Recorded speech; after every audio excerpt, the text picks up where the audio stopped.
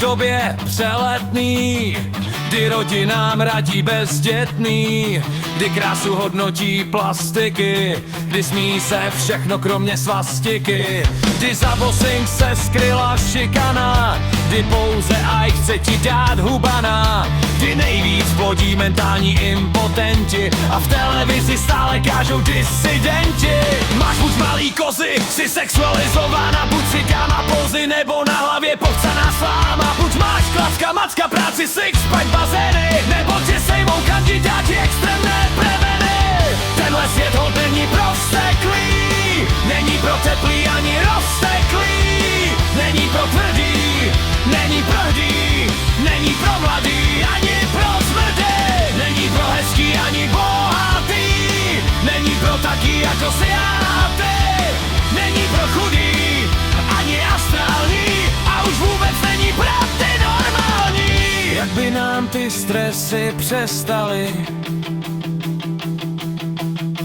kdybyste se do druhejch nesrali.